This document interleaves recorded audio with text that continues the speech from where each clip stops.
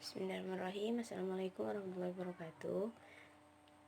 Perkenalkan, saya Nurul Komaria. Di sini saya akan menjelaskan bagaimana mengenal suatu produk dan kemasan. Kemasan, hasil mengemas bungkus pelindung barang dagangan. Kemasan atau packing adalah ilmu seni dan teknologi yang bertujuan untuk melindungi sebuah produk saat akan dikirim, disimpan atau dijajakan, atau bisa juga suatu proses produksi yang bertujuan untuk mengemas. Ada 4 sasaran pengemasan yang dipertimbangkan, yaitu kemasan harus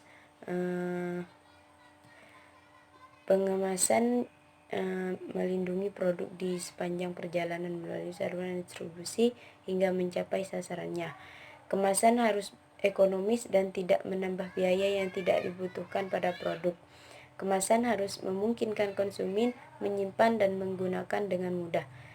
Kemasan secara efektif dapat digunakan untuk mempromosikan produk kepada konsumen.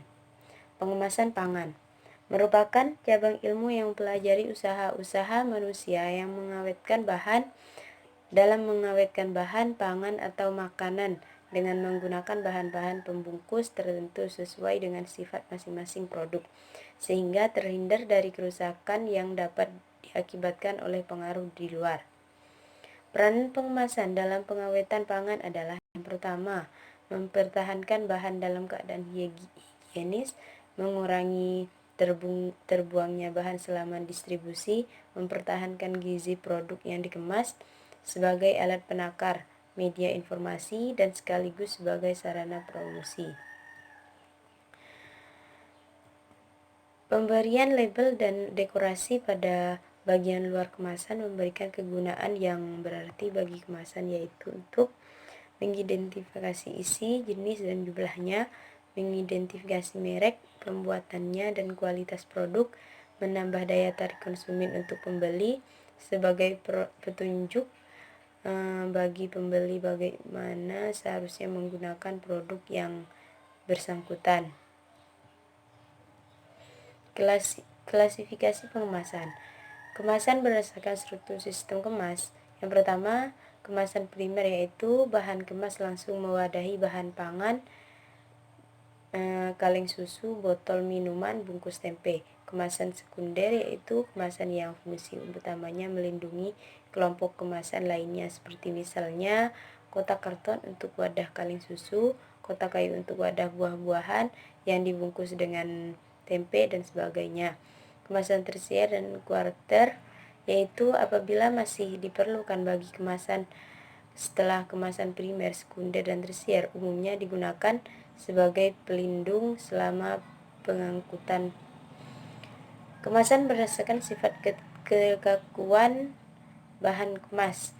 Yang pertama, kemasan fleksibel, yaitu bila bahan kemas mudah dilenturkan, misalnya plastik, kertas, foil, dan lain-lain.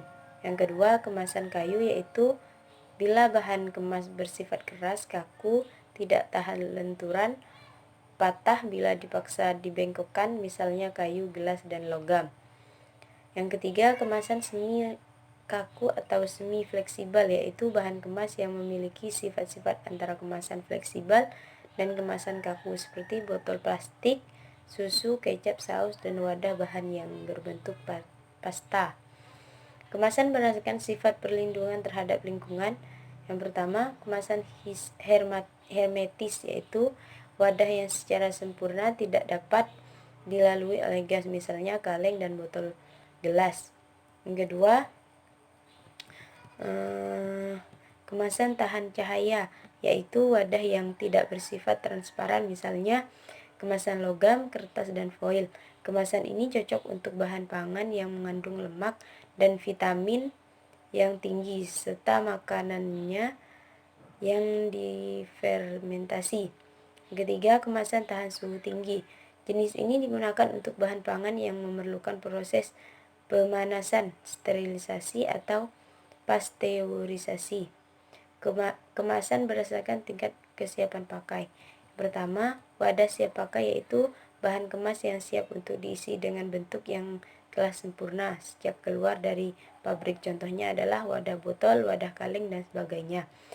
Yang kedua, Wadah siap dirakit atau disebut juga wadah lipatan, yaitu kemasan yang masih memerlukan tahap praktikan sebelum pengisian, misalnya kaleng dalam bentuk lempengan dan silinder fleksibel, wadah yang terbuat dari kertas foil atau plastik.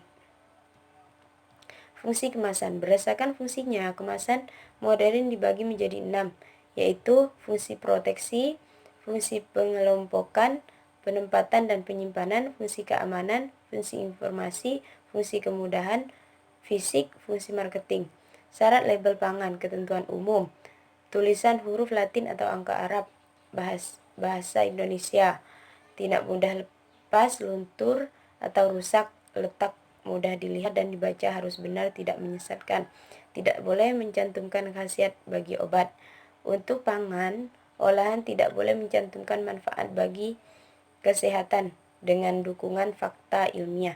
Tidak boleh mencantumkan nama, identitas, logo lembaga yang melakukan analisis tentang pangan tersebut. Fungsi label, identifikasi produk. Terus yang ketiga, membantu penjualan produk.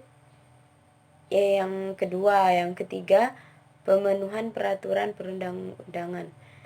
Mungkin hanya ini yang bisa saya sampaikan. Kurang dan lebihnya saya mohon maaf. Wassalamualaikum warahmatullahi